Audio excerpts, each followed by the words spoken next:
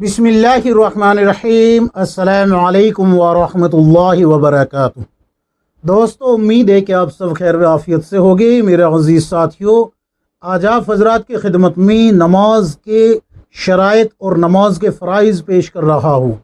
मेरे अज़ीज़ साथियों, अवाम में ये बात मशहूर है और जो छोटी किताबें आती है उनमें भी यही बात आती है कि नमाज के 13 फ़र्ज़ हैं, नमाज के 13 फ़राइज़ बताए जाते हैं।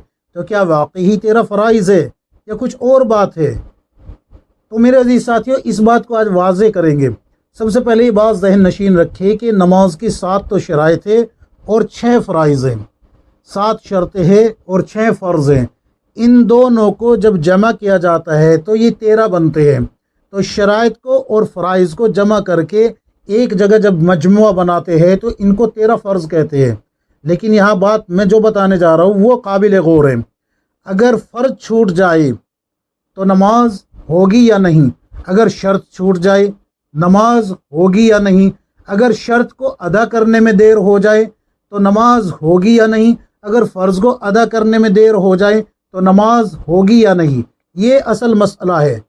ये तो सभी को मालूम है कि भाई नमाज के 13 फ़र्ज़ है, मजमुआ जब बनता है तो 13 बनता है।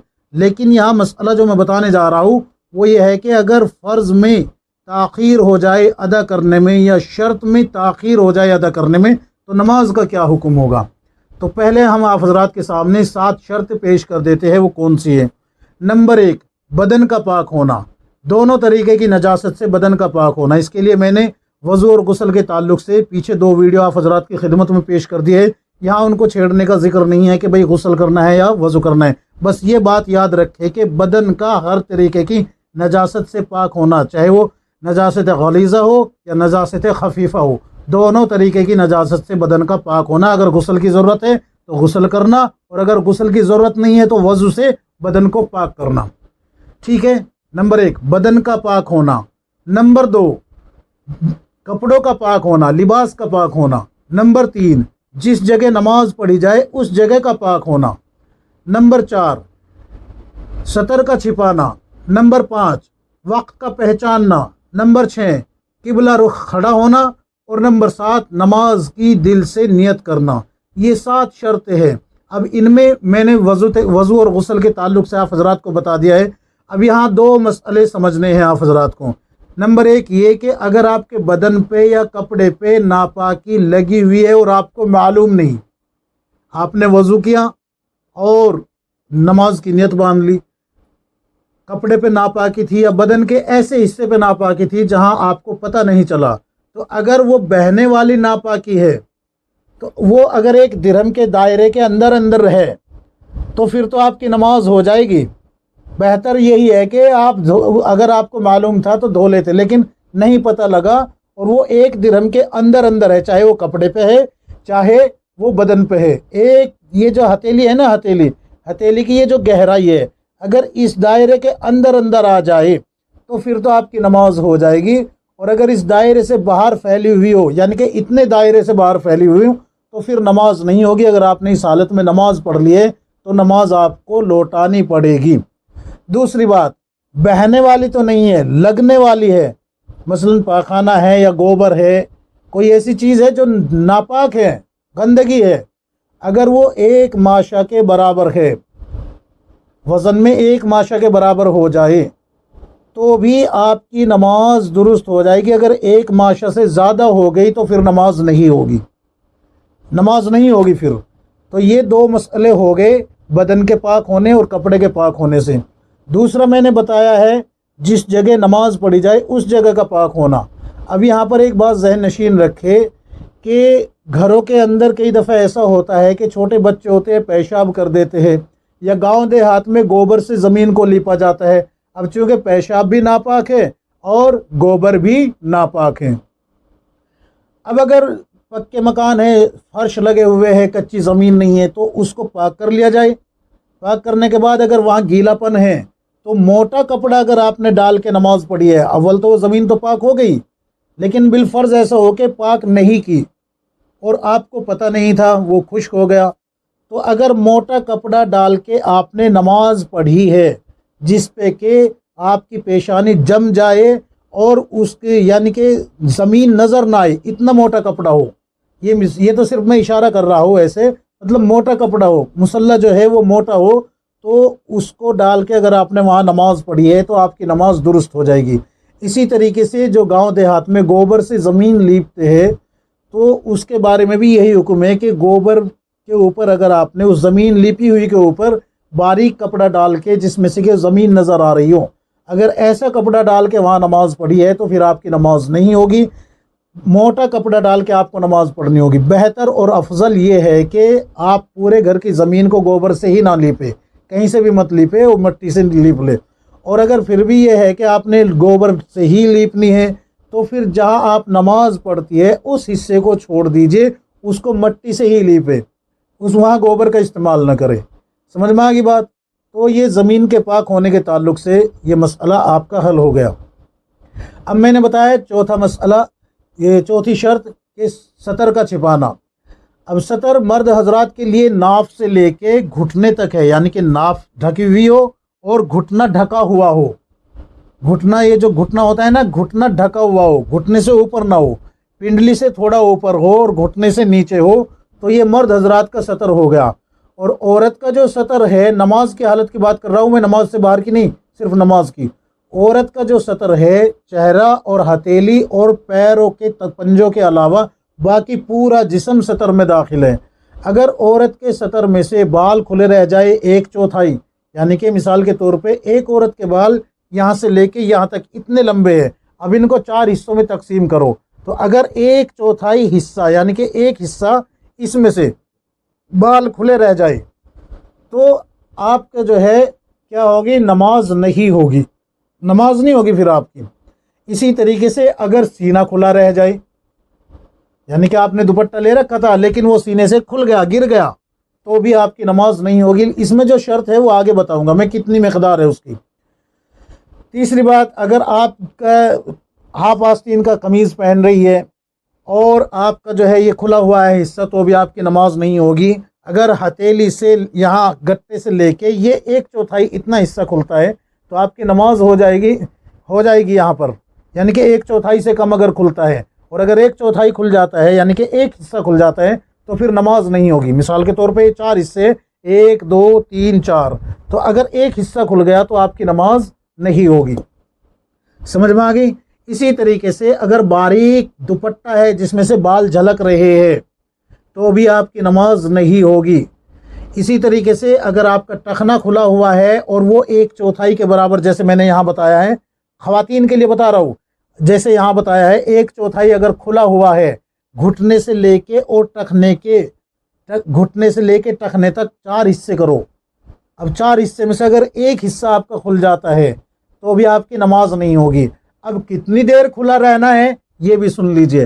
اگر 3 مرتبہ سبحان اللہ کہنے کے بقدر آپ کے جسم کا حصہ سطر کھلا رہ گیا، چاہے وہ بال ہو، چاہے سینہ ہو، چاہے وہ کلائی ہو، چاہے وہ ٹخنا ہو، چاہے وہ پیٹ ہو، چاہے وہ پیٹھ ہو، چاہے وہ گلا ہو، کچھ بھی ہو، آپ کا پورا جسم جو ہے سطر میں داخل ہے سوائے چہرے کے، ہتھیلیوں کے اور پیروں کے پنجوں کے، پورا جسم سطر میں داخل ہے۔ اگر کہیں سے بھی آپ کا جسم نمایاں ہو جاتا ہے، کھل جاتا ہے، تو پھر آپ کی نماز فاسد ہو گئی۔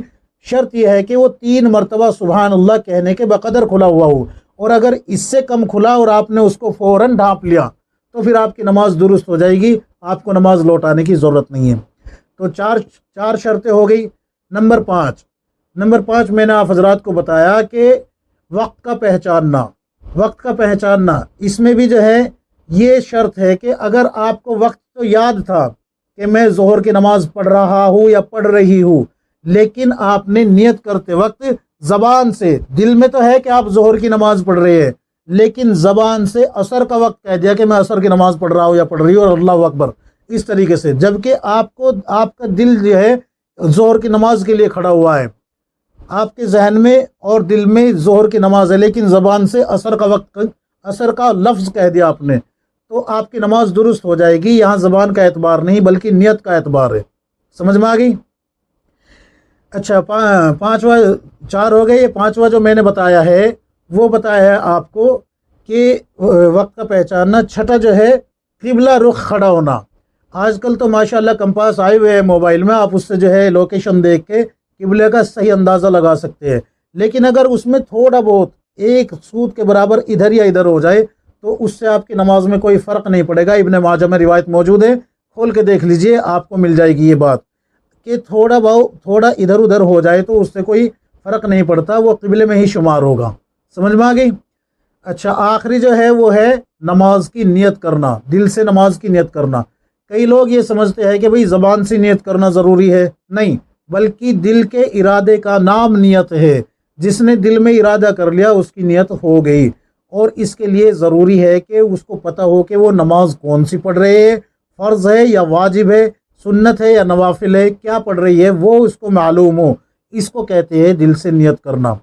یہ 7 شرطیں ہیں، اگر ان میں سے کوئی ایک چھوٹ جائے تو نماز نہیں ہوگی، یاد رکھیں نماز نہیں ہوگی۔